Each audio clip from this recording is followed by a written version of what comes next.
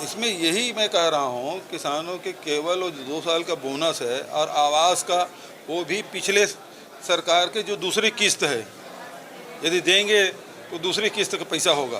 तो इसका मतलब 18 लाख लोगों को कुछ मिलना नहीं है, केवल वो जो 7 लाख 7.5 लाख लोगों को दिए हैं उसी का दूसरा किस्त होगा। और बोनस का 2 साल के पुराने बोनस का 3100 रुपये में खरीदी की किस प्रकार से व्यवस्था होगी।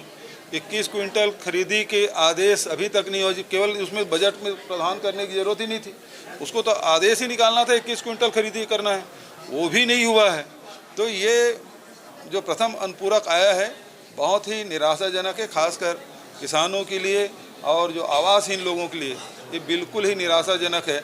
और जो गैस सिलेंडर और दूसरे जो मातृवंदना, इसके बारे में इसमें कोई दिखाई नहीं पड़ रहा। नियंत्रण खो चुके हैं, अधिकारी तो वही थे।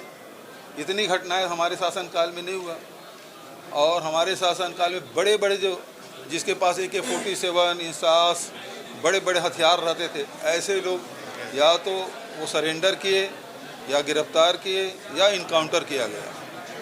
इनके समय में तो केवल भरमार वाले ही सरेंडर करते थे। सबसे बड़ी बात ये है, नक्सल घटनाओं में जो नियंत्रण हमारी सरकार ने किया था, उसका सबसे बड़ा उदाहरण ये है कि चुनाव के समय प्रथम चरण और द्वितीय चरण में एक जवान की शहादत हुई थी, उसके अलावा और कोई घटना नहीं हुई थी। मतदान में कहीं रुकावट नहीं हुआ और शांतिपूर्वक ये चुनाव निर्बाधित रूप से संपन्न हुआ। जहां मतदान केंद्र पहले नहीं थे, सड़क के किनारे उसके पोलिंग बूथ बनाया जाता था, अब वो चाहे वो सुकमा हो, बीजापुर हो, दंतेवाड़ा हो, सब अंदरूनी क्षेत्र में, नारायणपुर के अंदरूनी क्षेत्रों में मतदान केंद्र खोले भी गए, मतदान भी हुआ। ऐसा एक भी मतदान केंद्र नहीं है जिसमें 0% मतदान हुआ हो।